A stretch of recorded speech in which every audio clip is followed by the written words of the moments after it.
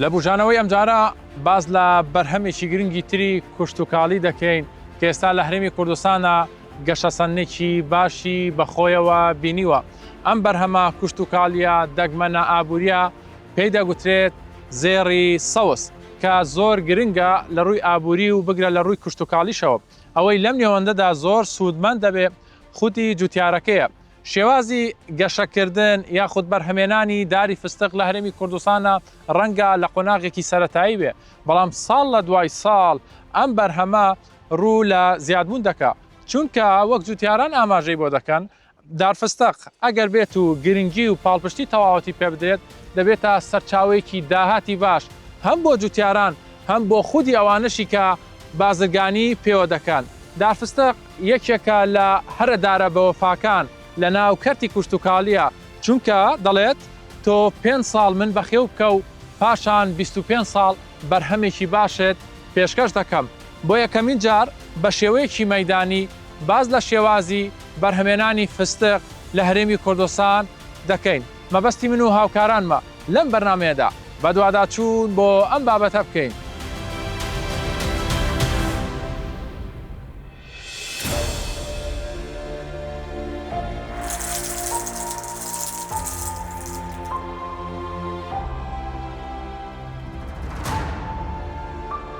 فستق کە بە زێڕی سەوز ناوزەندە دەکرێت ئێستا لە هەرێمی کوردستان خواستێکی زۆری لەسرە و ساڵ لە دوای ساڵ ڕووبەری چاندنی فستق لە هەرێمی کوردستان ڕوو لە زیادبوونە. بە جۆرێک ساڵانە نزیکەی دەیان دۆنم باخی فستق لە هەرێمی کوردستان دەچێنرێت. چاندنی ئەم بەرهەمە لێزانینێکی باشی دەوێت. جوتیارانی نمونەی ئەو بوارە بەم شێوەیە باسی دەکەن.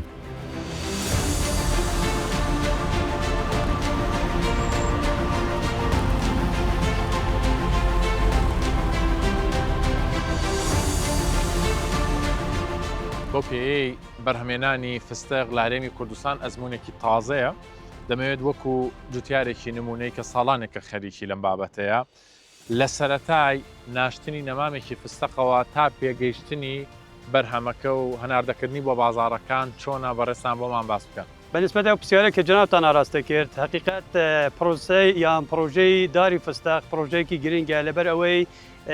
کۆمەڵێک شرایەتی موساعد هەیە لە هەرێمی کوردستان کە بتوانین کەرتی ئابووری پێ ببژینەوە. یەکێک لەوانە ئاوە، هەوایە، خاکە. الحەمدوللا هەرسێکیان ئامادەنە، بەس کۆمەڵێک ڕێکار هەیە بۆ ئیدارەدانیان. ئیدارەدانیان بە حکمەوەی ئایدی وەزارەتی کشتتوکاڵە دەبێت ئەم بەرنامەیە لە وەزارەتی کشتتوکاڵ پلانی بۆ دابڕێژێتن کە چۆن تعامل لەگەل جوتیار بکرێت. بەڕای من وەکو کەسێک کە من ئیشی جوتیاریم کردویت یا پرۆژەکەم خزبیتە ئەستۆی خۆک، کۆمەڵێک ڕێکار هەیە کە بتوانم پێشنیار بکەم بۆ ئەوەی ئەگەر جوتیارێک لەمە دووە بیاوێت پەرە بەم کارە بدات چه ئاسانکاریەک بۆ بکرێت یان چ ڕێنەماییەک بتوانین بدەین لەلایەنی پەیوەنددار بۆ ئەوەی بۆ لەمە دووە بخرێتە ناو بەرنامەی کار بۆ پێشخستنی بابەتی چاندنی داری فستق لە هەرێمی کوردستان. یەک لەوانەیە ئەگەر بێت و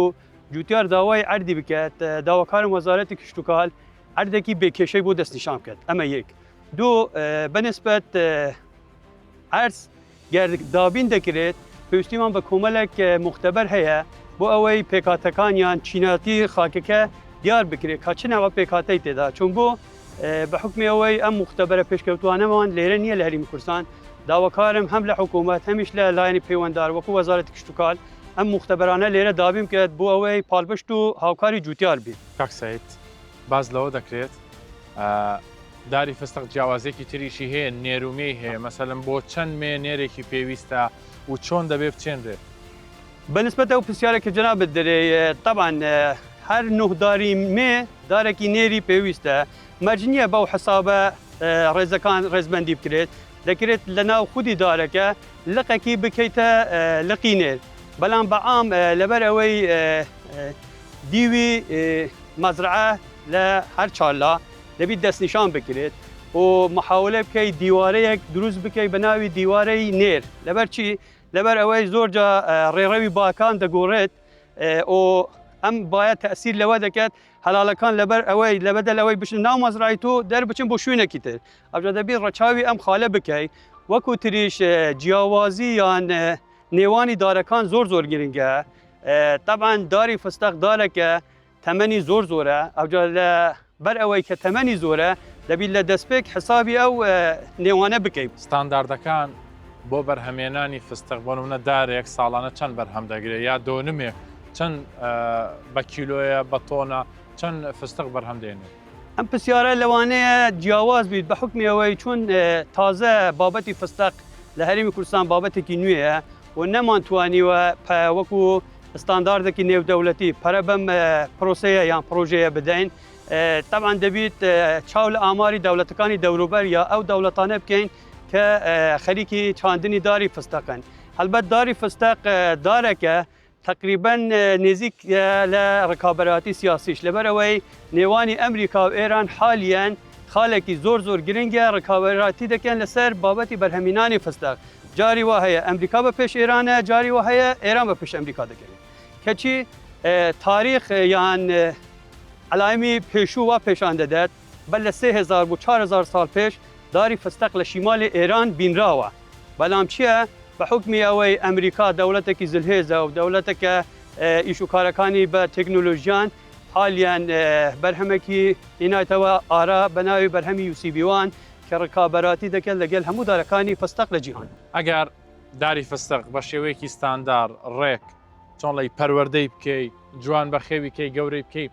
ساڵانە دەڵێن لە نێوان 500 بۆ 700 دلار بۆ هەر دارەداهاتی هەیە مەشتێکی ڕاستە؟ بەخوای لەوانەیە زیاتریش بیتن بەڵام هەر وەکو پێشووتر بە جەنابتم گوت بە حکمی ئەوەی بەرهەمی یعنی ئیشوکارەکانی داری فستق پرۆسەیەکی نوێیە نەمان بینیوە بەو شێوەیە بەڵام لە دەوڵەتەکانی دەوروبەر ئارێوەڵا هەیە لە 1 هکتار کە دەگەتە 10,000 متر تقریبا نێزیکەی 35 تن بەرهەمی فستقی لێ وەرگیرتا. جوتیاران ئەگەر بە شێوەیەکی ڕێکوپێک لە هەرێمی کوردستان فستق بچێنن سوودی لە وەرەگرن داهاتیان دەبێت؟ بێشک هەم داهات بۆ خۆیان کۆ دەکەنەوە هەمیش دەبێتە پاڵپشتێکی ئابووری بۆ حکوومەتەکەمان وەکو ئەوەی تۆ ئەمنیەتی خۆراکی خۆت بپارێزی.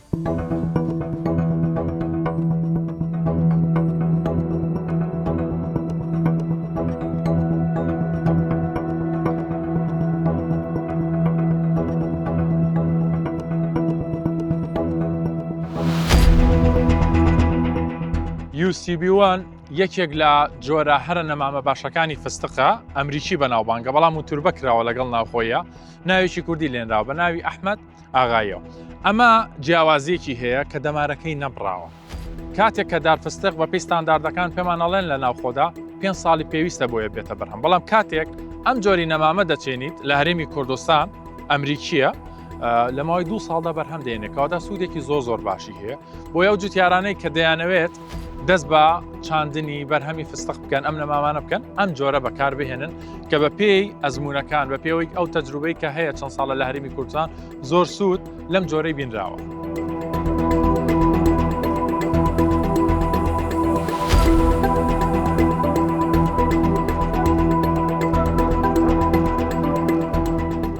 چاندنی نەمامی فستق و دروستکردنی باخی فستق بە تایبەتی لە هەرێمی کوردستان لە گەشەیەکی زۆر خێرادایە چونکە ئەم دارە لە ڕووی ئابووریەوە سوودێکی زۆر باشی هەیە بۆ جوتیاران.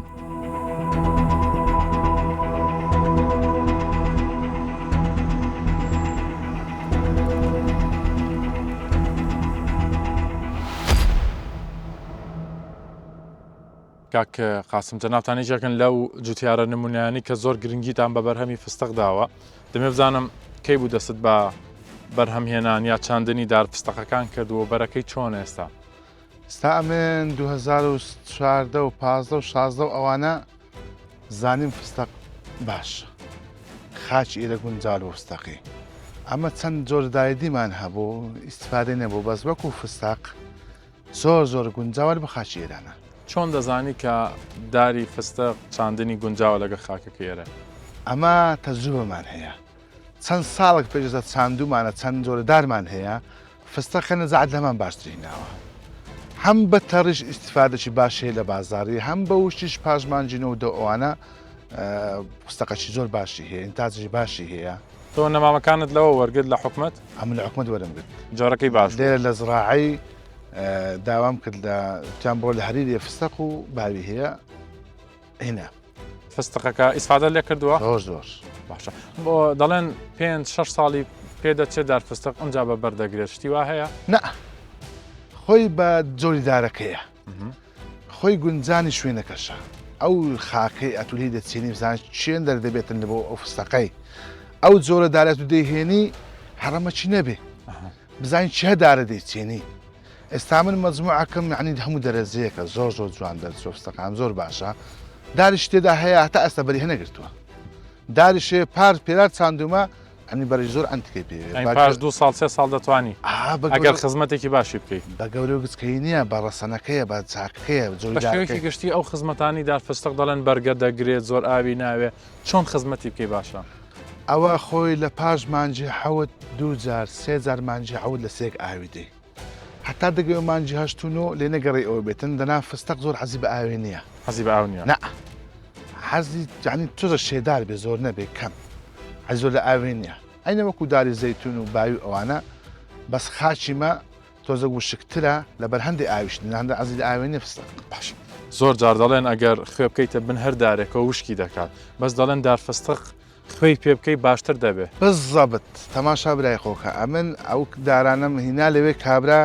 ئێرانی بۆ گوتی خاکەکەت کووە و لە شوێ و چییە ئەمیش شوێنی جەکەم پێ گوتی تۆزە خوێتێکە ئەمیش شۆمزای کابرا فشەم پێ دەکا هەنەی سێرم پێ دویا سوعالم کرد تی خاچین گۆ سوێر نییە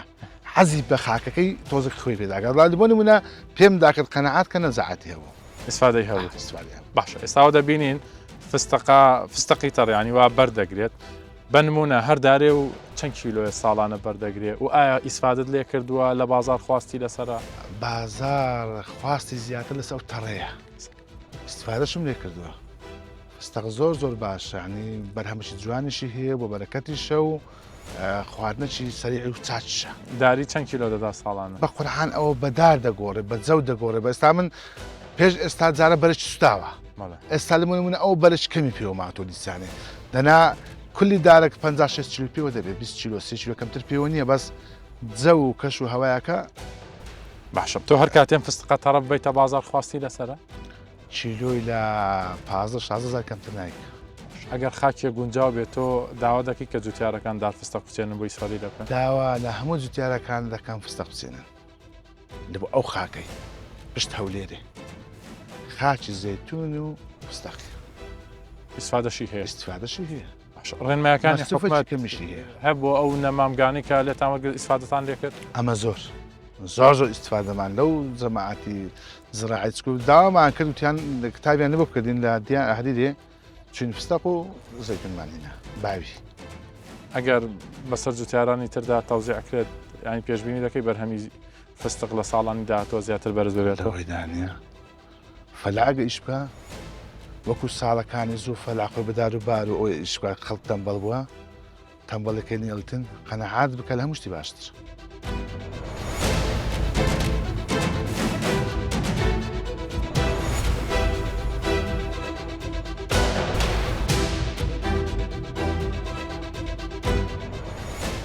بەرهەمێنانی فستق بەرزی دارەکە 4 بۆ 6 مەترە تەمەنی ئەم دارە زیاترە لە 100 ساڵ پلەی گەرمی پێویستی 30 بۆ 40 پلەی سەدیە پێویستی باران ساڵانە 300 بۆ 500 ملیمە دەستپێکردنی بەرهەم 3 بۆ 5 ساڵە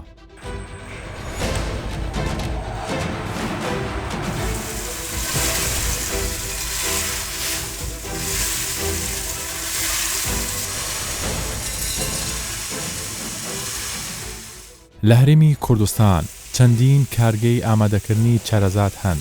ساڵانە پێویستێکی زۆری بازاری هەرێمی کوردستان و عێراق دابین دەکەن و بە هەزاران تۆن فستق لە ئێران و تورکیا و ئەمریکاوە هاوردەی هەرێمی کوردستان دەکرێت بۆیە تا چەند ئەم بەرهەمە لە ناوخۆدا زۆر بێ ئەوە خواستێکی زۆری لەسەرا بە تایبەتی لەلایەن کارگەکانەوە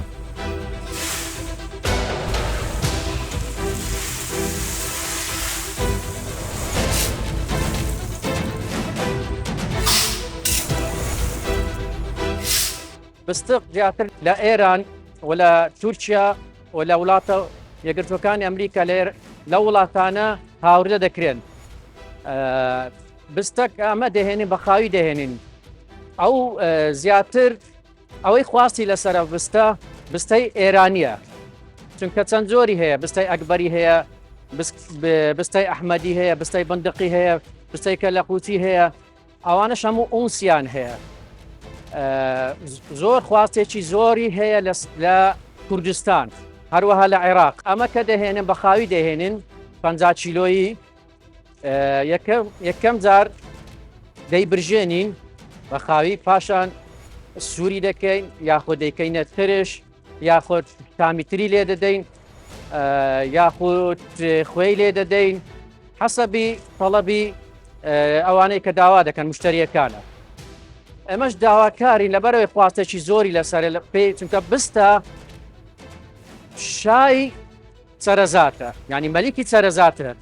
ینی هەر سەرەزات ئەگەر بستەی تێدا نەبی حیسابکە یعنی ئەو سەرەزاتە کامل نییە تاو نییە بە بستە تاوە دەبی لەبەرەوەی شای سەرەزاتە ئێستا کەش ئەوەی ئەمە ئاگادارین کۆمەڵێک برایانی جوتیار هەستاون بە دامەزراندنی چێلگەی چاندنی بستە چەند ساڵێکە و بەرهەمەکان ئیشاڵە چەند ساڵێکی تر دێتە بەرهەم هەتا ئێستا نهاتوتە بەرهەم هیواداریم لە زووترین کات بێتە بەرهەم چونکە سەدەها تەن هاوردە دەکرێت لە بستە لە ئەمریکا و لە ئێران بۆیە داواکارین ئێمە بەرهەمی خۆمان بێتە کایەوە و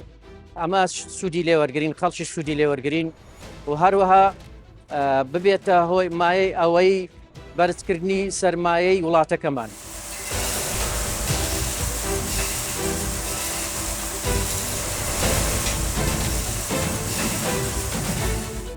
بەرهەمێنانی فستق لە هەرێمی کوردستان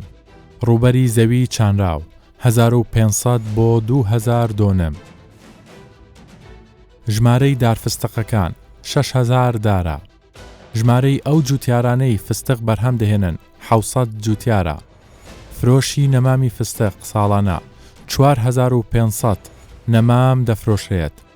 نرخی هەر نەمامێک لە نێوان 8 بۆ 10,000 دینارە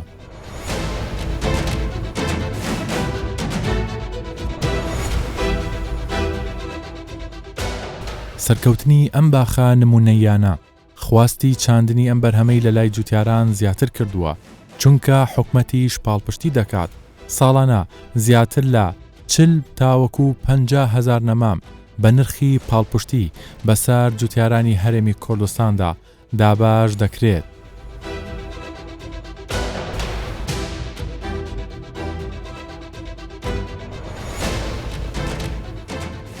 لەماوەی ئەم چەند ساڵەیە تەماشا پێین کەرتی کوشت و کاڵ بە هەموو بەرهەمەکانی و گەشتەسەندنی باشی بەخۆیەوە بنێ ئەوەیکی دەبێنرێت لە هەولێری پایتەختیش بە تایبەتی کۆمەڵە بەرهەم هەن ئێستا لە زیادبوونان بە تایبەتی بەرهەمی فستق ئەمە چۆن کاری لەسەر کراوە ئێستا چۆن ڕێنمایی و هاوکاری جوتیاران دەکەن بۆ ئەم بەرهەمە ئاشکرایە لە کابینەی نوێی حکوومەتی هەرێمی کوردستان فۆکس و تەرکیز هەست هەر لەسەرەوەی نەبووکەوە بەرهەمی سەوزەمان هەبێت یاخود بەرهەمی میوەکی دیاری کراومان هەبێت یان دانەوێڵەکی دیانی کرا وە بەرهەمەکان فرا چەشن کرا و ڕەنگا و ڕەنگ کراون ئەوە ژوای کردووەکەوە زووتیار دەست بۆ هەندێک بەرهەم بەرێتکەوە لە ساڵانی پێش و ڕەنگا شتێکی نامۆ بێت لە ناوچەکە بۆ نمونە بەرهەمێنانی فستق ئاشکرایە فستق لە ڕووی ئابووریەوە کەرکەچی ئابووری یەکزار زۆری هەیە دەبێتە هاندانێک و پشتگیریەکی یەکزار زۆری بۆ ئەو خاوەن پرۆژە ئەو جوتیارانێکە فستق بەرهەم دێنن بۆ ئێمە هانی برا جوتیارانمان داوە ڕاستە ئێستا ئەمە لە قۆناغی سەرەتای بەرهەمهێنان و زیادبوونی فستەقین بەڵام لەگەڵەوەشدا هەنگاوەکان سڕ کراونەتەوە بۆ ئەوەی باغی فستق ڕۆژ بەڕۆژ لە زیادبووندا بێت و بەردەوام بیر لەوە کراوەتەوە کاتێکەوە پرۆژەیەکی سەوزایی یاخود شوێنێک دەستنیشان دەکرێت وەکو پشتێنجەی سەوز ئێمە هانی ئەو خاوەن جوتیارانە دەین لەو شوێنانە پێداگری بکەنکەوە لەسەر بەرهەمهێنانی فستق یاخود زەیتون بۆیە ئەو دوو زۆرە بەرهەمە یەکزار زۆر لەگەر کەش و هەوای هەرێمی کوردستان بە تایبەتی شاری هەولێر دەبونجێت بۆیە بەرهەمهێنانی زەیتون تا ئاستێکی یەکزار زۆر لە فراوانبووندایە خۆشبەختانە ئێستاکە بەرهەمی زەیتون گەشتۆتە حاڵەتەکی یەکزار زۆر بۆیە لە بەرهەمی فستقدا ئێستا ئەمە لە سەرەتاین بیر لەوە کراوە لە سووری بەڕێوەبەراتی گشتیمان بە هەمانگی لەگەڵ بەڕێوەبەراتی باغداری سەر بە بەڕێوەبەراتی گشتیمان ئێمە تۆی فستق بچێنین ئەو تۆی فستەقەیکەوە لەگەڵ کەش و هەوای هەولێر بە تایبەتی بەباشی دەگونجێت بۆیە پشت بەخوای گەورە ئێمە لە پاییزی ئەو ساڵ بۆ یەکەم جار نەمامی فستەقمان دەبێت دەتوانین ئەو نەمامە دابەشی سەربراز و تیاران بکەین بە نرخەکی هاندان. باشەوەی کە جەنابتان باسی دەکەن دابشکردنی ئەم نەمامانە بەڵام لە هەمان کاتیشا ئەزمونێکی تازەیە بۆ هەرێمی کوردستان پێویستی بە ڕێنماییە بۆ ئەم بابەتەیان چی دەکەن؟ لە بەڕێوەبەراتی گشتیمان ئێمە بەشی ڕێنماییمان هەیە و لە تەواوی بەش و بەڕێوەبەراتیەکانی سنووری بەڕێوەبەراتی گشتیمان لە هەموو قەزا و ناحیەکان هۆبەی ڕێنمایی هەیە بە بەردەوام ئەو بەش و هۆبانە لە بەدواداچوونن کاتێکەوە جوتیارێک سەردانمان دەکە یاخود کاتێک ئێمە سەردانی برا جوتیاران دەکەین هانیان دەدەین لەسەر بەرهەمهێنانی ئەو زۆرە بەرهەمە چونکە یەک داری فستق ئەگەر ساڵانە بەرهەم بێنێت 170 کیلۆ بەرهەم دێن هەر کیلۆیەک ئەگەر لە ڕووی کەرکی ئابوووریەوە ڕەچاوی بکەین دەتوانین بڵێن کیلۆیەک بۆ $10 بیخەملێنین یەک دار فستق نزیک بە $700 ساڵانە بەرهەمی دەبێت ئەگەر جوتیارێک 100 داری هەبێت بە دنیایەوە زیاتر لە $7,000 ساڵانە بەرهەمی دەبێت بۆیە ئێمە هانی براجوتیارمان مندین چونکە ئەو بەرهەمانە ڕەنگە وەختێکی زۆری براجوتیاریش نەگرێت وەروەها پێویستی بە ڕوبەرێکێکزار زۆر فراوانیش نییە وەروە پێویستی بە سەرمایەکی زۆر قورسیش نییە بۆ بەرهەم بە ئاوی زۆریش نییە پێم وابێت حتمەن ڕێژەیەکی یەکزا زۆر ئاوی کەمی دەبێت بۆیە ئێمە زۆر پێداگری لەسەرەوەی کەوا جوتیار ڕوو لە بەرهەمێنانی فستق بکات ساڵانە بەپێی بەدواداچوونی خۆمان لە هەرێمی کوردستان و لە عێراق زیاتر لە $50 ملیۆن بەرهەمی فستق هاوردە دەکرێت بۆیە لەگەڵ زیادبوونی بەرهەمی ناوخۆمان ئێمە هاوردەکردن کەمتر دەبێتەوە بەڵکو پشت بەخوای گەورە بتوانین بگەینە قۆناغی ڕێگریکردن لە هاوردەکردن تاوەکو بتوانین پشت بە بەرهەمی ناوخۆ بەستین بەرهەمی ناوخۆ بتوانین تەواوی پێداویستی ناوخۆ پڕکاتەوە ئەوەی کە تا ئێوە بە دوواداچوونتان بۆ کرێ ئێستا جوتیارەکان پەرە بە بەرهەمێنانی فستق دەدەن بە بەردەوام لە زیادبووندایە ینی ساڵ بە ساڵ ڕێژەی جوتیارەکان زیاتر دەبێت ڕۆژ بە ڕۆژ جوتیار خواستی لەسەر زیاتر دەبێت خۆشبەختانە لەگەڵ وەبەرهێنانی کشت و کاڵیش ئێستاکە ئەو هاندانە ڕەنگی داوەتەوە ینی ژمارەی پرۆژەی وەبەرهێنانی کشت و کاڵی لە سای کابینی نوێی حکوومەتی هەرێمی کوردستان لە چوارچێوەی ئەو گرنگی پێدانی ڕێزدار سەرۆکی حکوومەتی هەرێمی کوردستان بەو کەرتە گرتوێتە بەر وەبەرهێنانی کشت و کاڵی زیادی کردووە لەناو وەبەرهێنانی کشت و کاڵ ئێستا زیادبوونی باخی زەیتون و باخی فستق تەواو ڕەنگی داوەتەوە ئەوش خۆی لە خۆیدا دڵخۆشیەکە بۆ سەرەتای بەرهەمهێنان و بەرەو پێشچوونی ئەو بەرهەم.